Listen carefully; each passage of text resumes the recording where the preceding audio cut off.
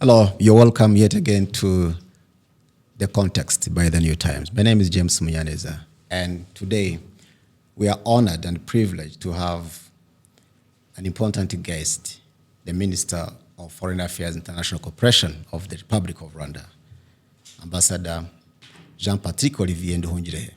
You're welcome, Ambassador Olivier. Thank you very much for having me.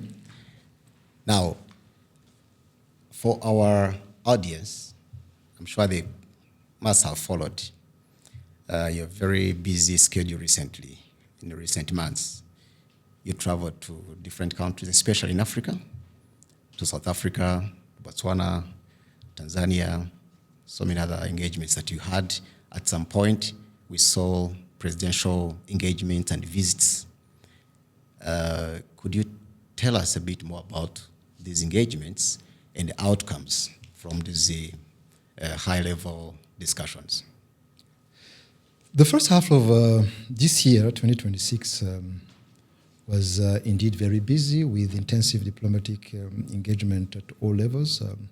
Rwanda has continued to its pragmatic foreign policy, which is interest-driven and advancing our national development priorities, but while also at the same time contributing to peace, integration, and economic growth.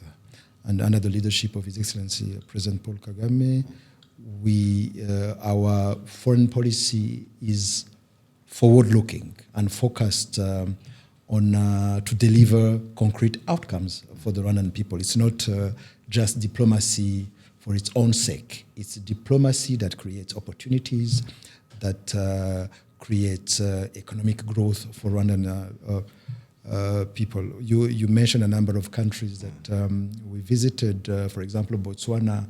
His Excellency the President had a state visit during the month of May, and a number of agreements were signed in trade, investment, education, people-to-people exchanges, and others. With Tanzania, there was also an official visit by His Excellency the President in May, and also visited Tanzania end of July. And the objective of the visit was to discuss on how to secure the regional supply chain, especially in the Central Corridor, at a time, as you know, where geopolitical tensions disrupt trade and energy markets. Tanzania is a strategic partner for Rwanda, and around 80% of our maritime cargo go through the port of Dar es Salaam. And we also discussed with Tanzania about our shared goal of promoting regional integration within the East African community. You know that we have a four-step integration agenda, and we discussed on how to remove trade barriers and how to promote infrastructure between countries of the East African community. And one of the main achievements, I would say, with all this engagement is those visa waiver agreement. The Rwandan passport can access 70 countries with visa-free and visa on arrival arrangement, which is something that is good for the people exchange, but also for our business. And we saw that with Botswana, but also Nigeria, 30-day window on visa as well. Exactly, and we are negotiating with other countries. We believe that we will have more countries that will exempt Rwandan ordinary passport from visa. And then let's go back to South Africa a little bit. Of course, it's been 12 years since we saw South Africa suspend issuance of visas to ordinary passport holders from Rwanda. Of course, just last year we had the two countries had issues around the conflict in Eastern Congo.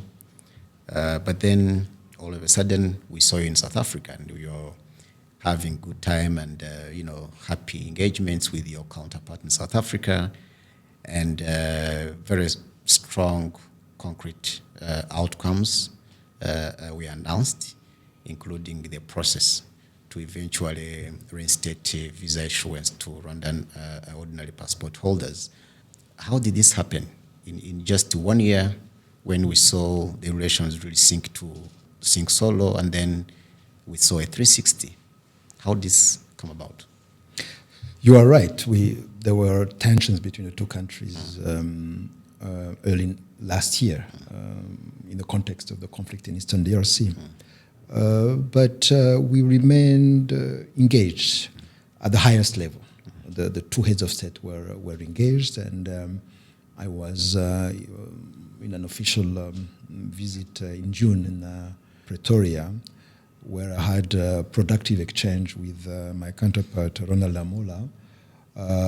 And before our exchange, we had actually our teams, our senior officials in our respective ministries of foreign affairs, we discuss several issues regarding our bilateral cooperation. And one of the main outcome of this visit was the full restoration and expansion of our bilateral cooperation, and which includes also the restoration, the decision to resume visas for ordinary passports for Rwanda.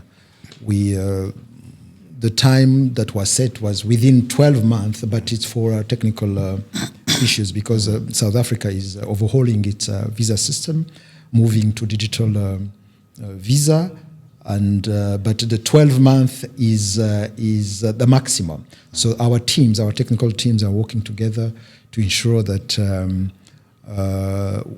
the effective restoration of visas for Rwandan ordinary passport is sooner than set in that statement, because we have so many requests, people wondering why 12 months. It's just for technical reasons, but we'll work with South Africa to ensure that these visas are restored sooner, maybe this year.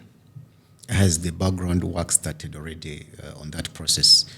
You talked of, there were some timelines that you agreed on leading up to the full restoration of visa issuance. Has the process started? And maybe as a follow-up, what specific commitments did Rwanda make in those engagements? For the visa, it's as I said, it's just a technical issue. I think our technical teams will work on that with their counterpart in South Africa. And the importance of the visit was really to restore trust and confidence between the two countries.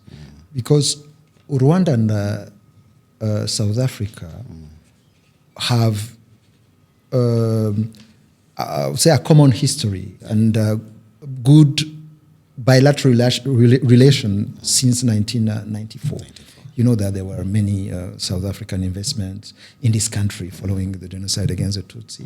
You have MTN was one of the first companies to establish here in Rwanda, and they supported us. They worked with Cuba to bring medical health workers in the aftermath of the genocide, and we had, of course, tensions, but we have something in common with South Africa, is that we believe, first of all, in the African integration, in the regional stability, and we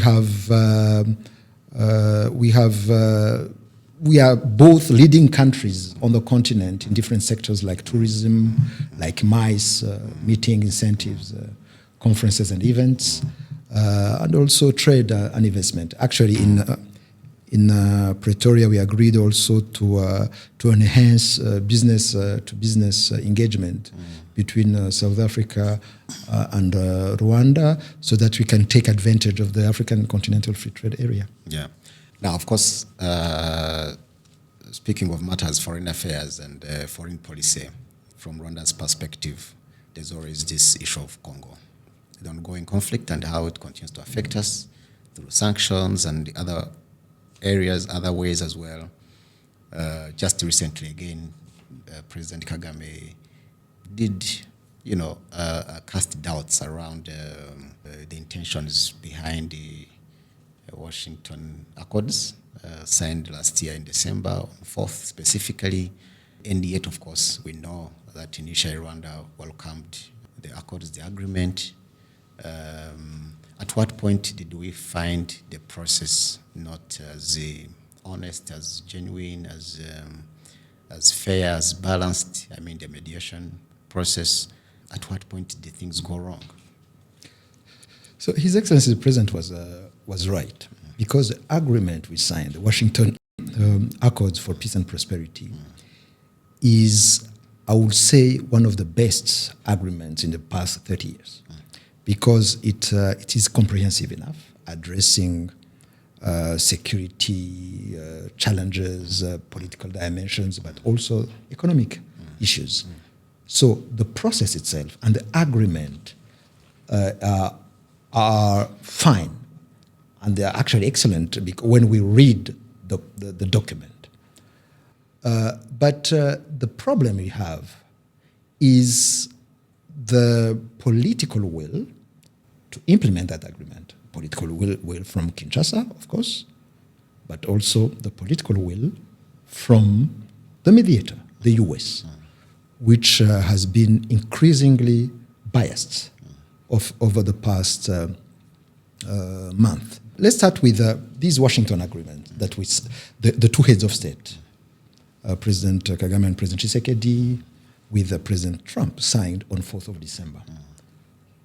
This was a culmination of a process, actually, which started with the signing of the Washington Peace Agreement by the foreign ministers on 27th of June 2025 in Washington.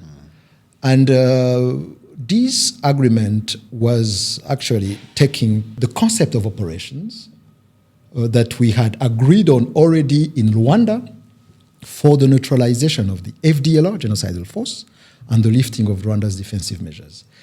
And these CONOPs had a timeline of 90 days.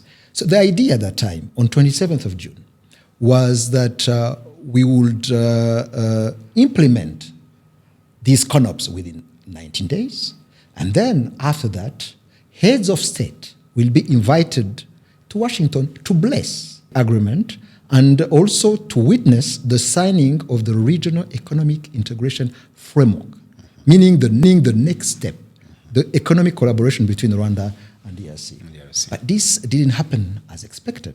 After 27th of June, and also after the 19th of July, where there was the declaration of principles in Doha between the government of Congo and the AFCM23, where a ceasefire also was confirmed, because there were many ceasefire agreements that were signed throughout 2025.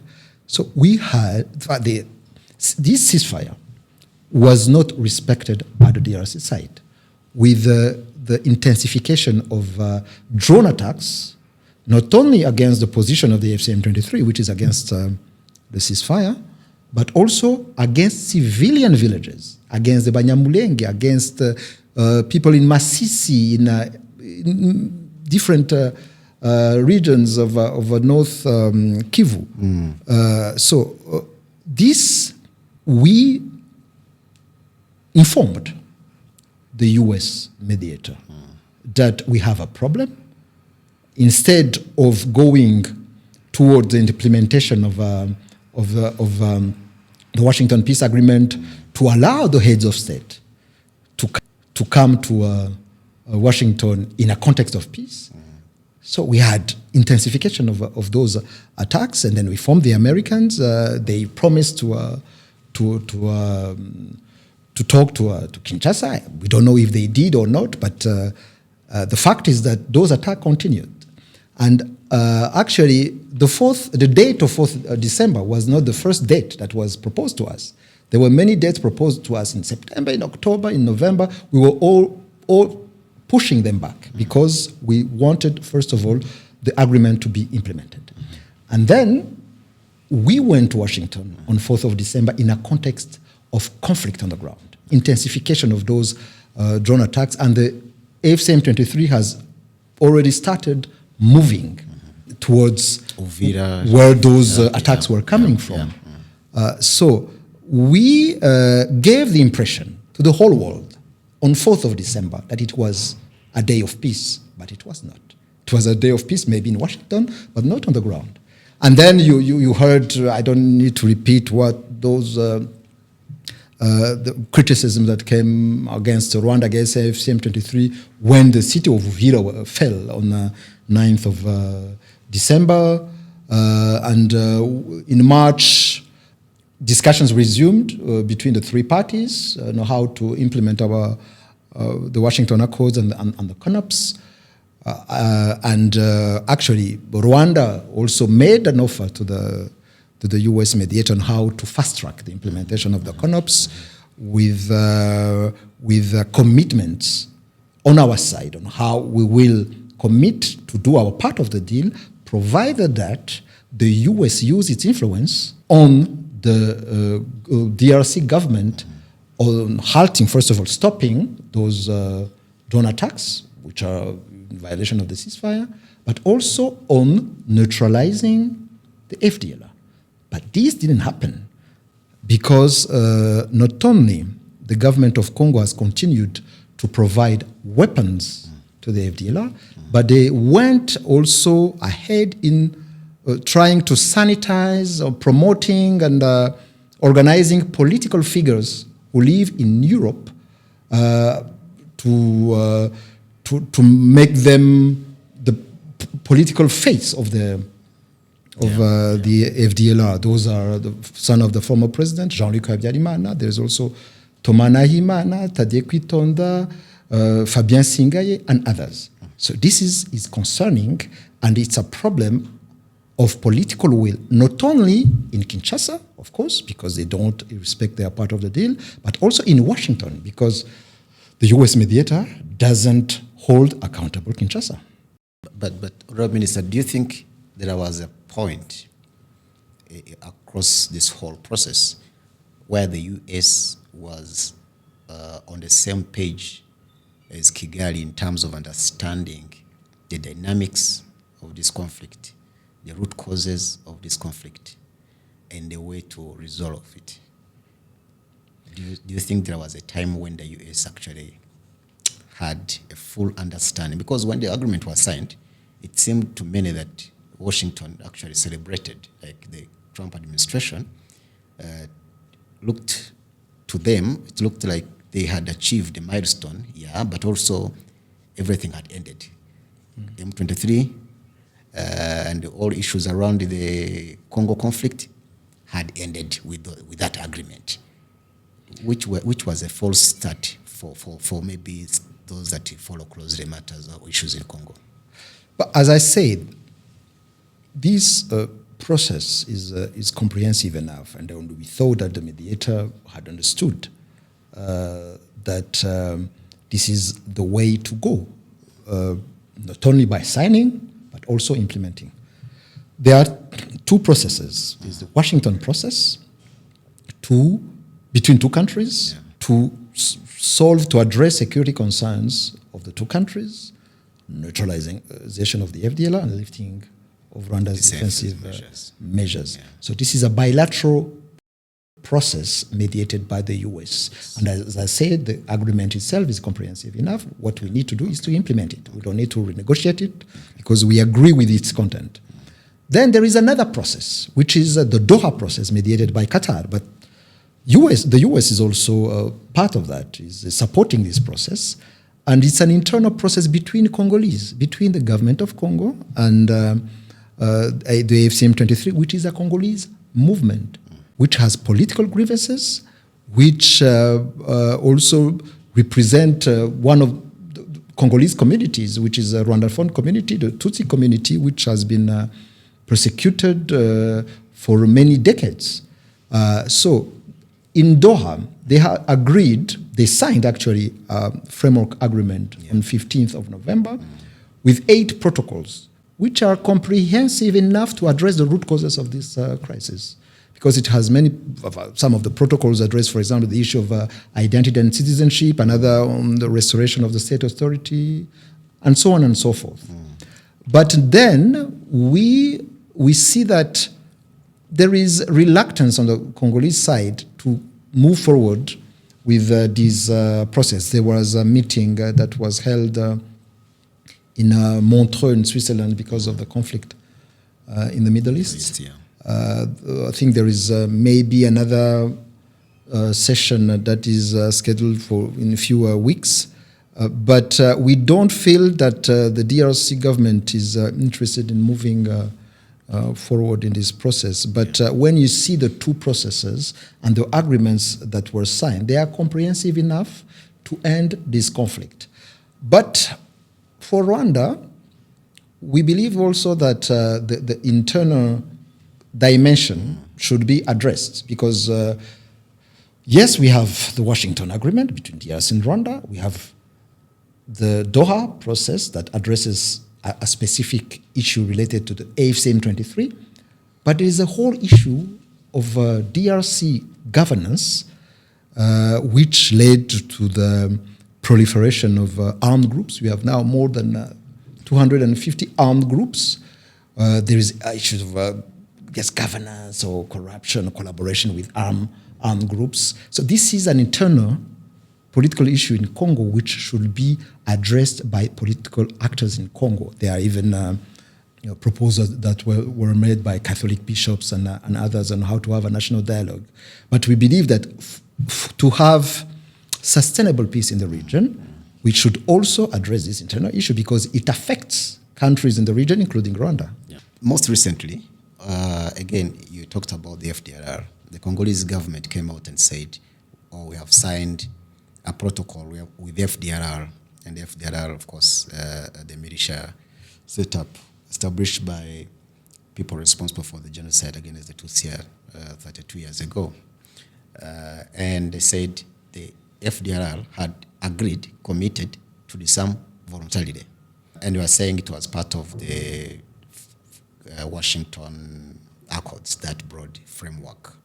Of course, you did the question that you, in your own words, dismissed that as a crude manipulation by Kinshasa in the delaying tactic by the DRC to try to wriggle out of its primary security obligation under the Washington Accords.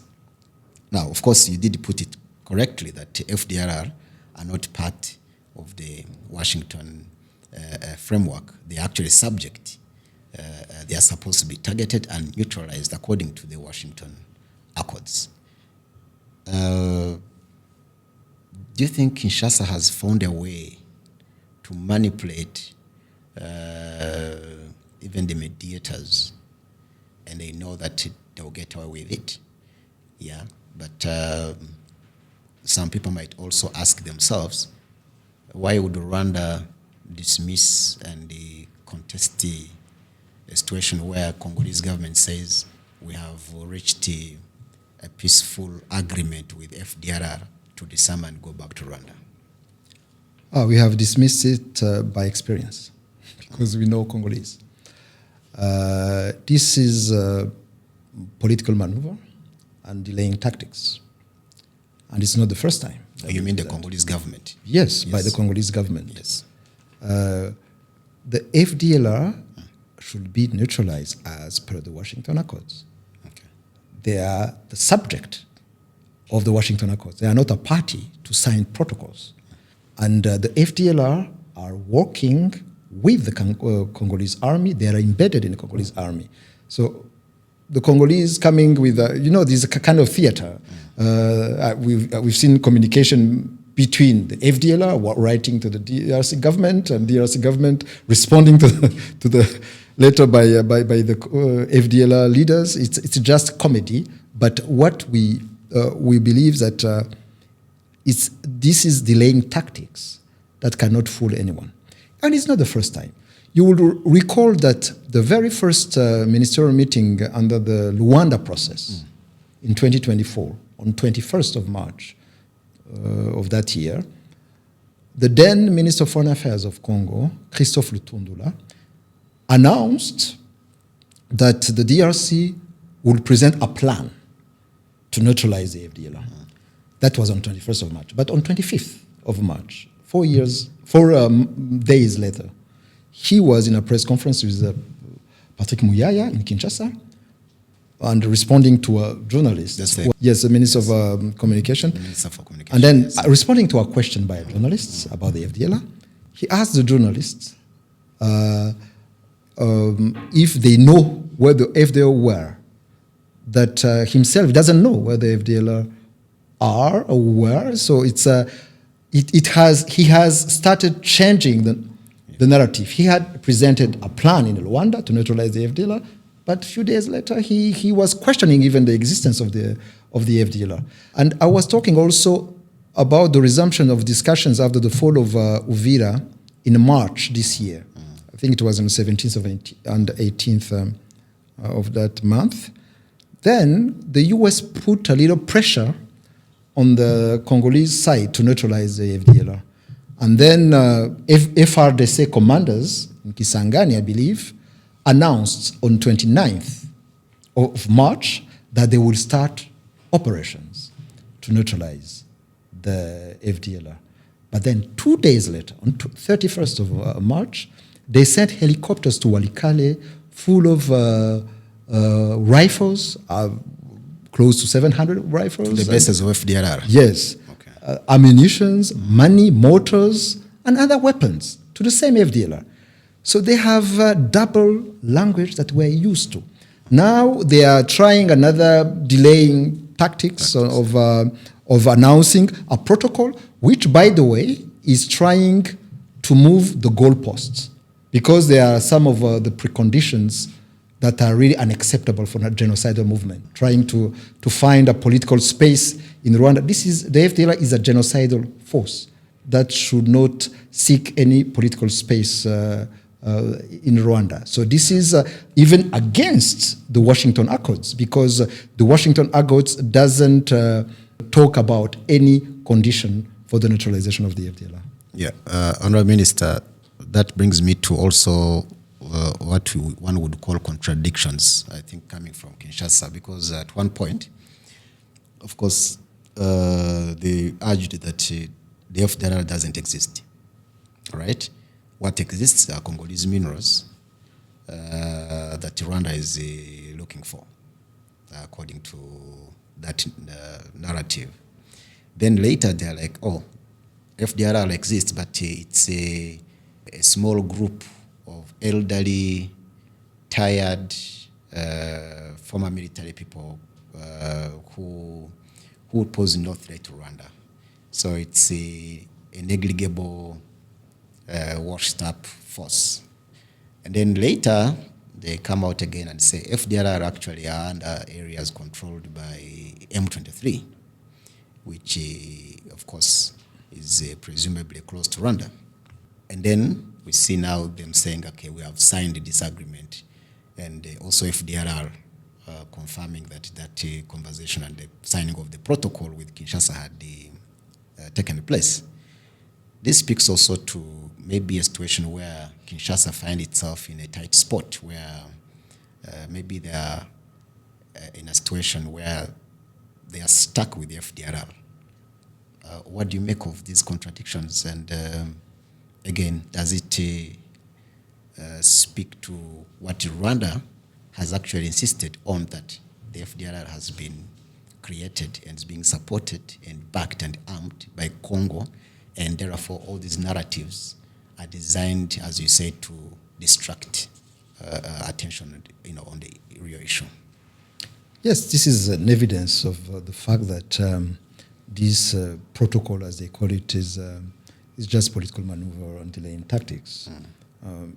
Because at the the theories about the FDLR, as you said, have been evolving. Yes, you say that at some point they say that they don't exist, the FDLR don't exist. They are minerals. I think one of the ministers of DRC, Julien Paluku, even wrote an article saying that the FDLR in Congo are minerals. This is what he was saying. Yeah. And then now they came recently with this theory that the FDLR are in the area controlled by the AFC M23. So they are trying all sort of delaying tactics because, of course, they are under pressure from us because the DRC government has signed an agreement, the Washington Accords, with a CONOPS that addresses or aims to address security concerns of Rwanda and DRC, including the neutralization of the FDLR. It was signed by President Tshisekedi.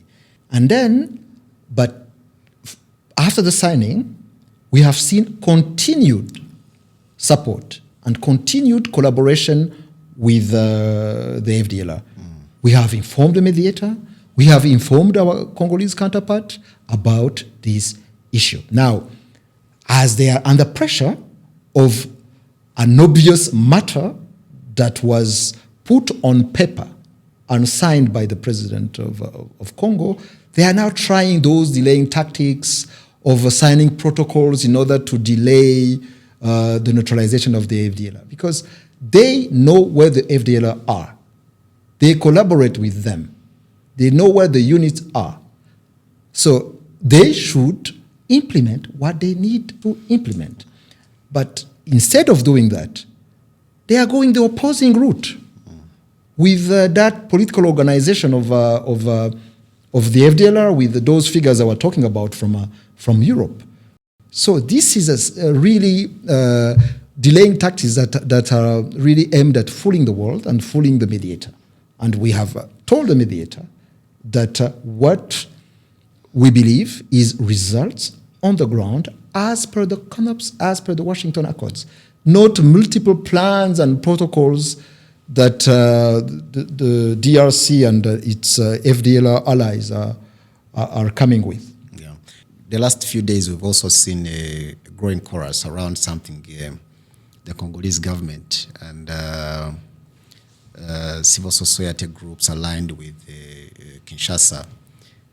They've come up with something called the genoc, like a combination of genocide, I think, and the Holocaust, to suggest that millions of Congolese were killed over a certain period of time, and they are blaming this entirely, squarely on Rwanda.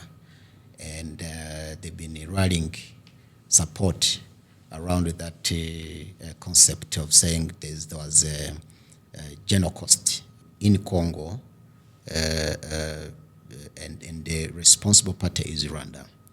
And of course, we know what the process that must be observed to determine that, let's say, there was a genocide in this particular place.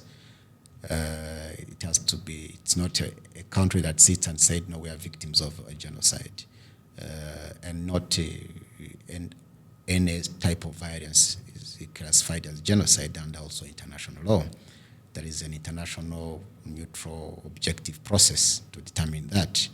Observers say, of course, this is linked again to what we are talking about, trying to avoid responsibility to act accordingly under the context of the Washington Accords.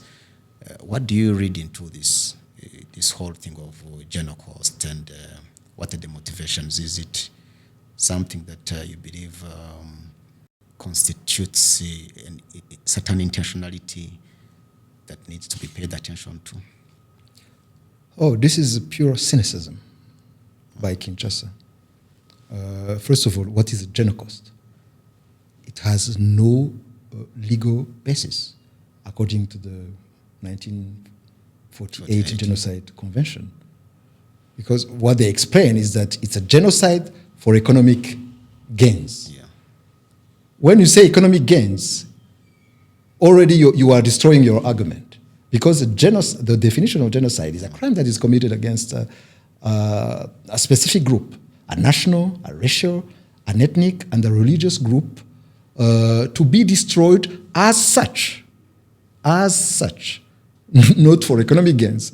So they came up with this political construct, which is aimed at denying or minimizing the genocide against the Tutsi, but also to accuse Rwanda or enter having a political or confrontational argument with Rwanda. And let's start with the date actually they chose, 2nd August. It refers to 2nd of August 1998. There was the start of the second war in Congo. Yeah. And what happened on 2nd August in Kinshasa and in Kisangani and in many other parts in western DRC? Tutsi were lynched. Tutsi were thrown off bridges. Tutsi were killed under the call of authorities. The then foreign minister, Abdoulaye Rodiadombasi, had called publicly the Tutsi or qualified them as garbage or scum or germs, microbes that needed to be eradicated methodically and resolutely. He said that in French, that les Tutsis sont des déchets et des microbes qu'il faut qu'on éradique avec méthode et résolution. This is his own words that you can still find on YouTube. So there was an international arrest warrant from Belgium, but Abdoulaye Rodiadombasi was never prosecuted in Congo. Actually, when he passed away in February 2019, he benefited of funerals with all the state honors by President Tshisekedi. And this actually was the start of this hate speech or persecution of the Congolese Tutsi, with even officers of the army who were lynched in broad daylight. And we have also hate speech by officials like the former spokesperson of the army, Major General Sylvain Ekenge, who was actually on the national television reading a document, of a hate document, calling his Congolese fellow citizens not to marry Tutsi women.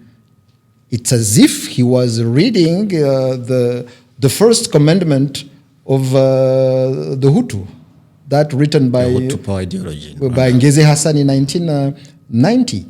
So we have increasing hate speech in Congo, with even influencers who live in Europe, in America, meeting Patrick Muyaya, but also calling Tutsi microbes. We have all that in the media. So having the same government that is working with those individuals, that a government that has promoted hate speech, coming back and play the victim, inventing something that is unknown in international law called genoc, is really pure cynicism. And there is also another part to it. You know that this word genoc was invented in London in 2013. And then after that, there was a fund for the victims that was created in 2022. And this fund has raised up to now $212 million US dollars.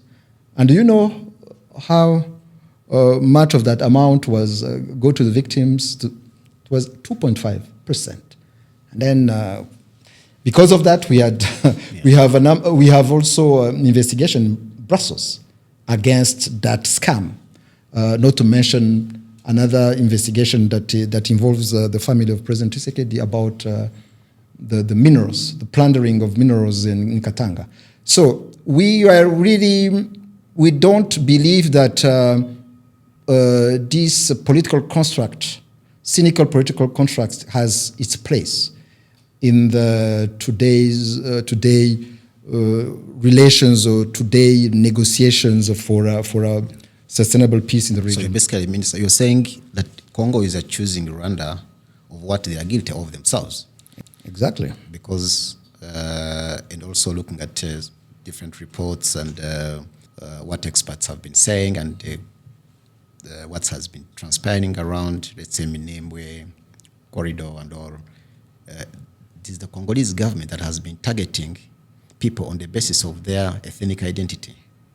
So could it be also linked to that purpose of trying to, again, deflect attention from the fact that maybe the Congolese government and its allies are supporting violence that targets specific minority groups like the Banyamulenge?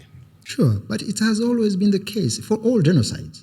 You know, those who commit genocide, they find a way to always play the victim and accuse others of genocide. We know that. It's a really something that is old.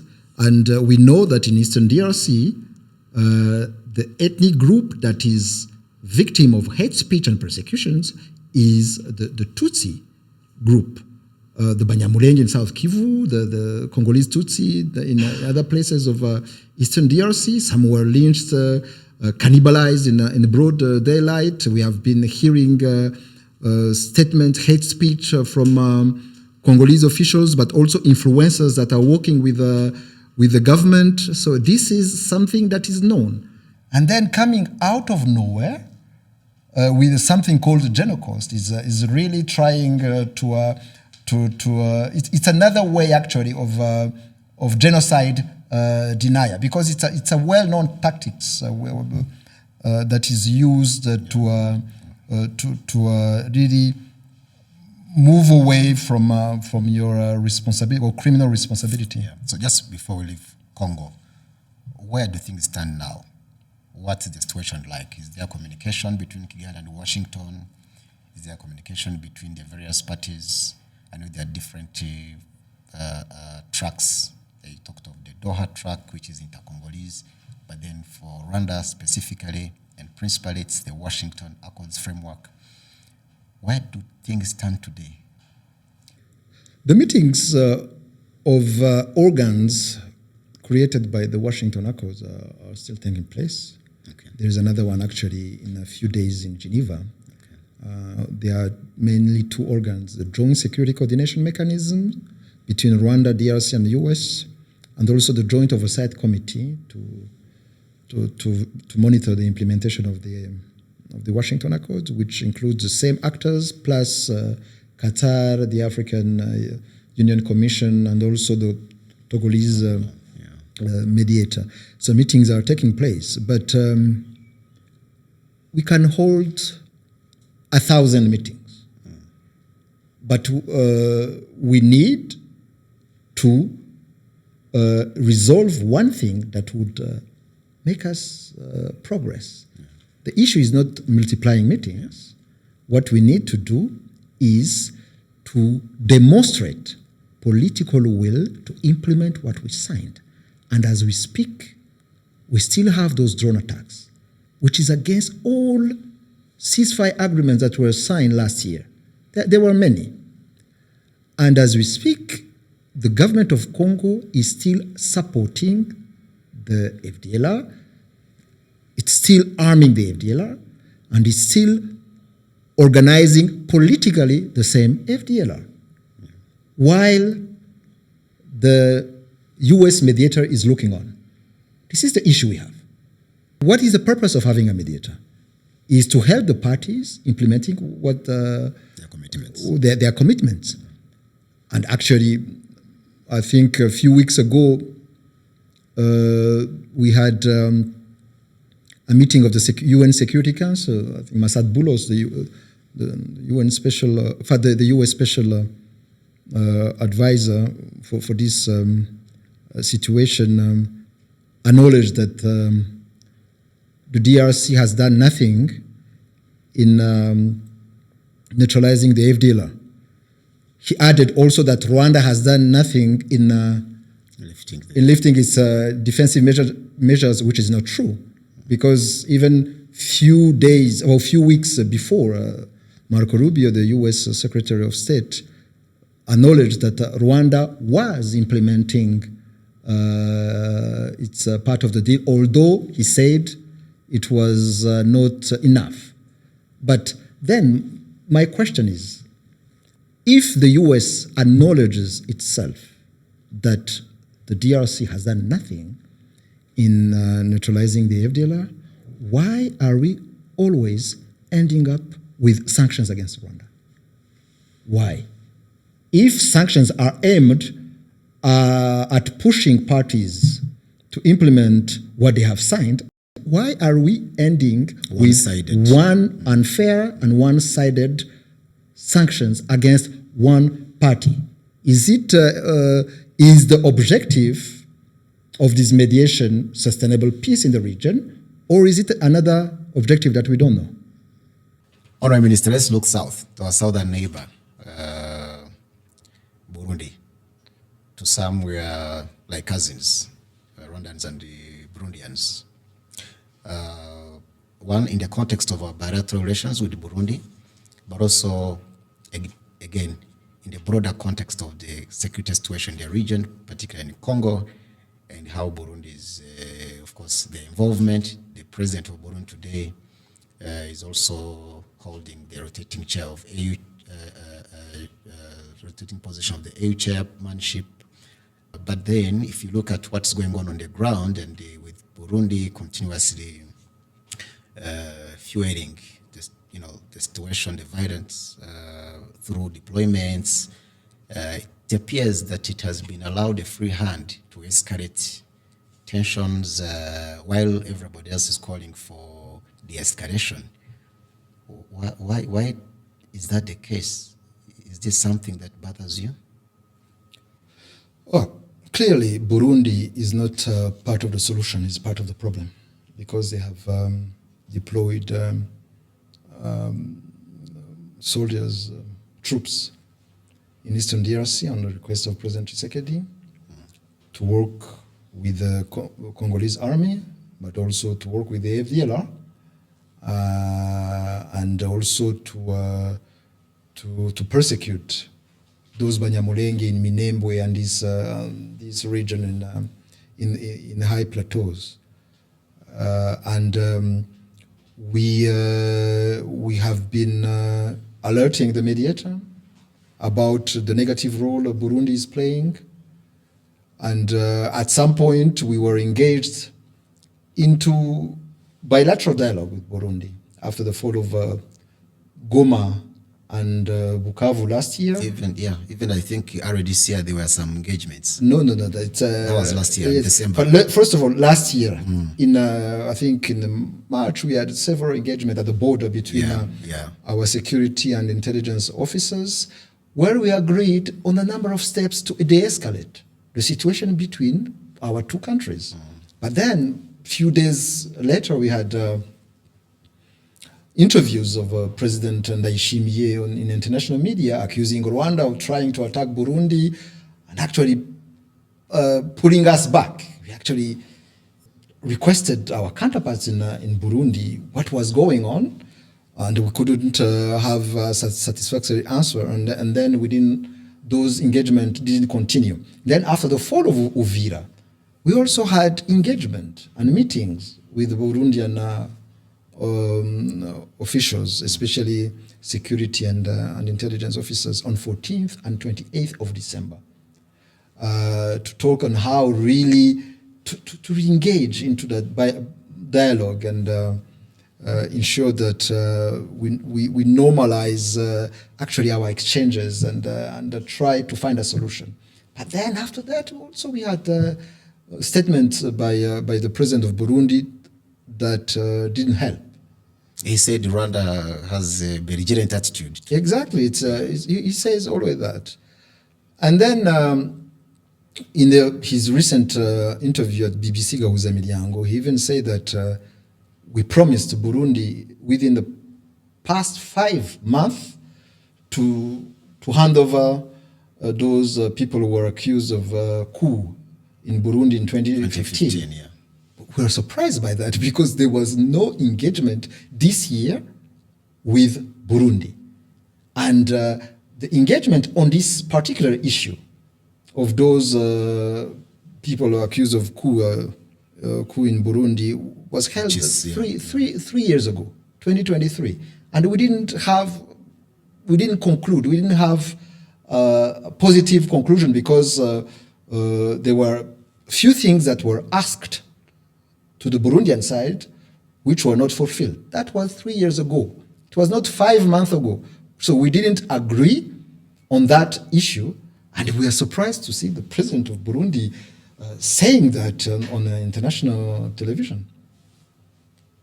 So there has not been any engagements lately, bilaterally. Everything has gone quiet now. No, this year, no. I think the last engagement were in December. Yeah. It was to discuss about the consequences of the fall of Uvira.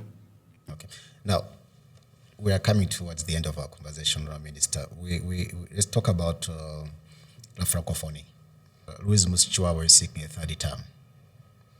Does Rwanda have confidence in, are you confident that she's going to be re-elected in November, but also what would you say are her strongest, or what is her strongest campaign platform? Yes, we have full confidence on her re-election because she did a great job in her 2-term at the head of the Francophonie. Actually, when we had the Francophonie Ministerial Conference in Kigali last year in November, there are several ministers who actually requested Louise Mushikiwabo to run again. And then we presented her candidature. And this is a strong candidature because Louise Mushikiwabo has modernized the Francophonie. She has strengthened governance and the institution and the financial management of this organization with successive, I would say, audit clean sheet. And she has also repositioned the focus of Francophonie in a few areas with positive impact to the members, empowerment of women, youth, digitalization, economic cooperation, and political stability. So she has really she spent the last 8 years, 2 terms, reforming this organization, and there was a hearing of all candidates, all 4 candidates in Paris on 30th of June, and her presentation and the way she responded to questions by ministers, because the interview or the hearing was done by ministers of foreign affairs. So she performed very well by all observers. She of course, mastering the files, and she had a good program to continue bringing this organization to new heights. So this is why we believe that she has really the best chance to be re-elected as Secretary General of the Francophonie. And that's all we have time for our conversation today with Honorable Minister Olivier Nduhungirehe. On the context, of course, there's always a lot to discuss and to talk about, and we want to invite our viewers to partake in this conversation through the comment section. Let's keep the conversation going, and we want to thank you, Honorable Minister, for making the time, of course, of your very busy schedule, and wish you all the best in your, I'm sure, very demanding role and responsibilities. Thank you so much for joining us today on The Context by The New Times. Thank you very much for the interview.